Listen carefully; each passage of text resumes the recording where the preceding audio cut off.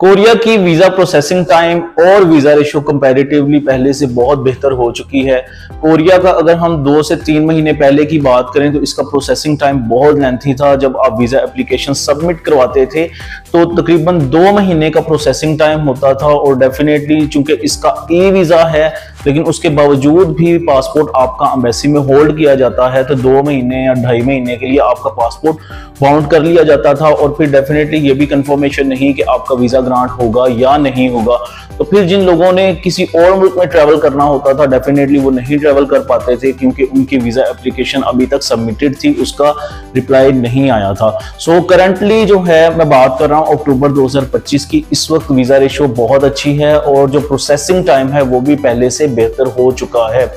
Korea किन लोगों को फ्रेश पासपोर्ट पर वीजा ग्रांट करता है? अगर आपके कोई ब्लड रिलेटिव वहां पर मौजूद हैं और वो आपको इन्विटेशन या गारंटी लेटर देते हैं तो डेफिनेटली आपका वीजा फ्रेश पासपोर्ट पर भी ग्रांट हो सकता है। सेकेंडली, अगर आप बिजनेसमैन हैं और वहां से आपको किसी भी बिजनेस कॉन्फ्रेंस का या एग्जीबिशन का इनविटेशन आया है तब भी आपको वीजा फ्रेश पासपोर्ट पर ग्रांट हो सकता है, या कोई भी पर्सनली तौर पर आपको वहां से गारंटी लेटर भेजता है तब भी आपके वीजा लगने के चांसेस काफी ज्यादा हो सकते हैं।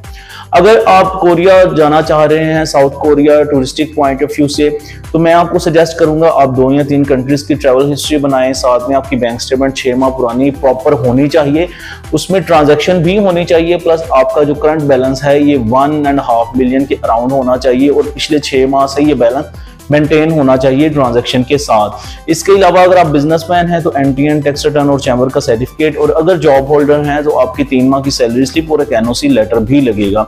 ऑल्दो जिस तरह मैंने आपको बताया कि पाकिस्तान में इसकी एम्बेसी मौजूद है लेकिन उसके बावजूद भी पाकिस्तानी पासपोर्ट होल्डर्स को ई वीजा ही ग्रांट किया जाता है। कुछ लोगों के माइंड में ये बात आती है कि ई वीजा जो है वो उस तरह से वर्दी नहीं होता जिस तरह से स्टिकर वीजा होता है, तो ये कॉन्सेप्ट बिल्कुल गलत है। अगर आप ऑस्ट्रेलिया और न्यूजीलैंड को देखें तो वो भी ई वीजा ही प्रोवाइड कर रहे हैं।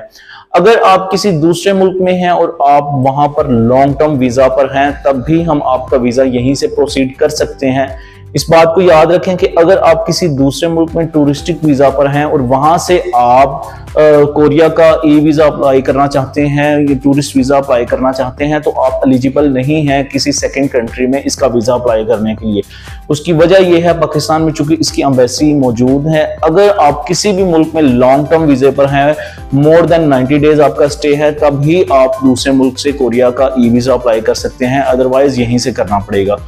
तीसरे नंबर पर बात यह है चूंकि ये ई वीजा है तो बाद लोगों के माइंड में ये बात आती है ये ई वीजा है और इसकी वीजा एप्लीकेशन भी ऑनलाइन ही सबमिट होगी।